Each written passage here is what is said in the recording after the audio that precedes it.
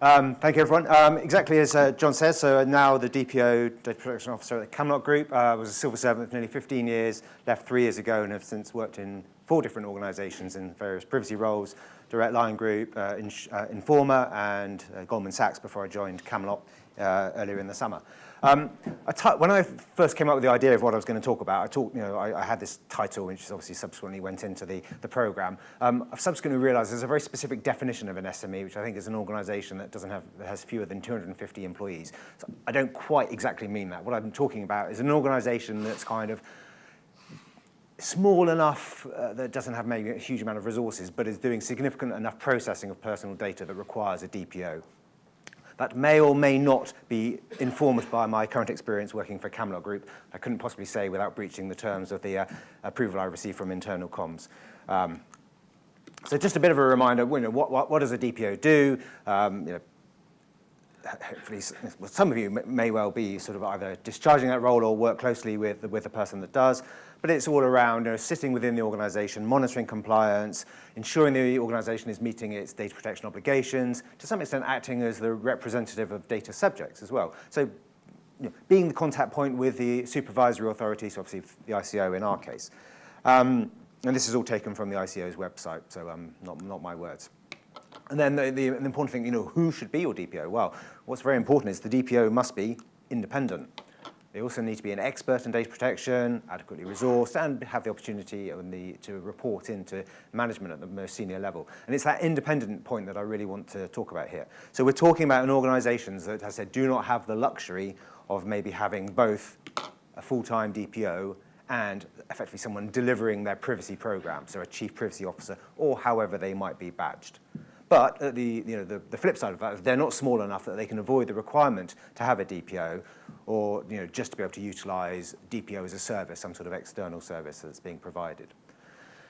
So there's a couple of options that I think organisations like that could face. One is that you have a full-time chief privacy officer or equivalent, and you say to them, right, you are tasked with delivering privacy in our organisation, and we recognise that this is important. This GDPR thing has come along. We've seen on a couple of the previous presentations that it's crucial in terms of how Europe is positioning itself globally, and also but the impact on organisations of the fines, etc., particularly BA and Marriott, as we've seen, really quite significant. So people are getting the message. We need to take this stuff seriously. We need to make sure someone is implementing our program, ensuring we remain compliant, and maybe that's your chief privacy officer. But then you recognise you also have a requirement under the same regulation to have a DPO. And so you could say, all right, well, we'll just appoint someone, maybe a senior person, someone in risk, maybe someone in legal, and we'll make them the DPO. They sit on the board already, so they satisfy that criteria of being, reporting in at the senior levels.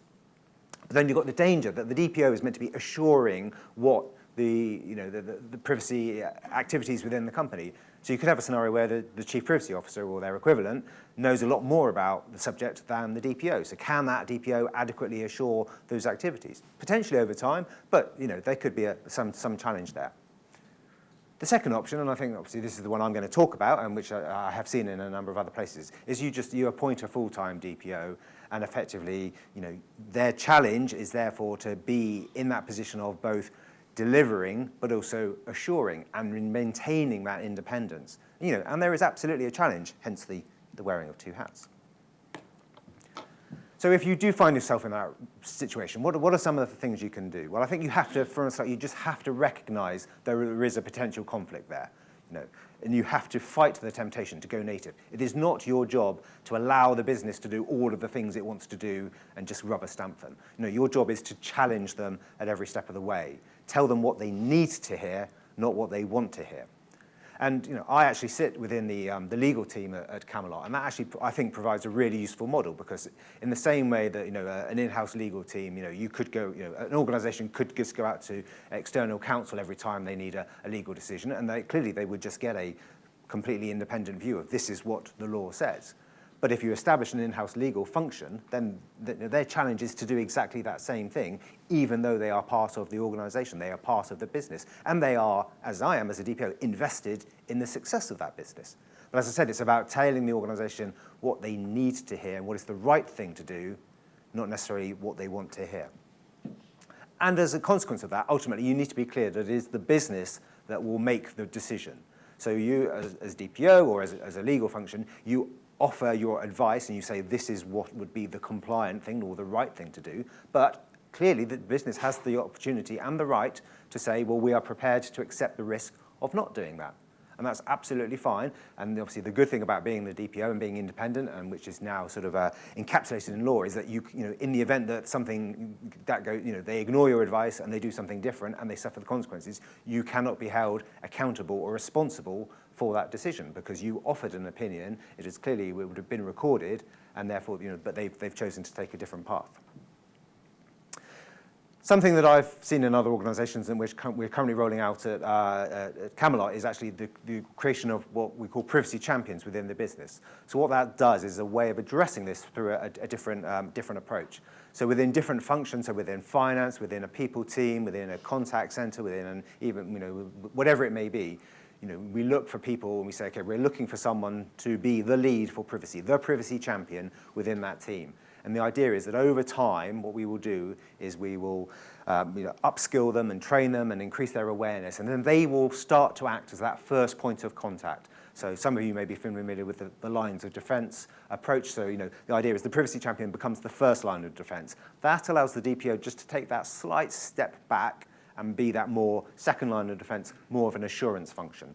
But I would still argue, you know, they've still got a key role in terms of setting the strategic direction, setting the policy, and then but allowing then the business and their privacy champions to actually make the decisions about the day-to-day challenges that they face, whilst always remaining as an SME, you know, and as a point of contact for escalation for those cases which are, you know, don't fit the norm, you know, a bit novel, a bit contentious, and where they need some additional advice. But obviously over time, then you grow the experience that they've got, and they become a more mature resource to support the business, and kind of everyone benefits. And I said it's really easy to think about, oh, you know, all these negative things, all these tensions and these challenges and these conflicts. But I think there are also opportunities if one finds oneself, as I said, in that double-hatted role. Because, you know, you do get to really understand the business, its processes and its challenges because you are embedded and working with all of those people. And you get that opportunity to get in at the outset, you know, to identify issues and challenges and provide your advice really early on before something goes, you know, helter-skelter down a particular path, and you know, rather than then waving the red flag, not the red card, saying, you know, stop, you can't do that, you need to reverse engineer, go back, you know, you can ensure that actually that they understand the challenges from the outset and they take on board your advice at a really early stage, you know, and you genuinely can start to build this concept of, you know, privacy by design, privacy by default, which is something that's talked about and kind of conceptually kind of makes sense, but actually how do you really embed that in an organization? That's a much more challenging proposition. And so, you know, my view is actually if you do this right, you know, you recognize those challenges, you recognize that tension, you recognize that conflict, and you work with it, you embrace it, and you're very open and honest at all stages, do it right. And you look like this, wear multiple hats, but still look pretty stylish. And I didn't even get to Amber, how's that? So, thank you. Thank you very much indeed.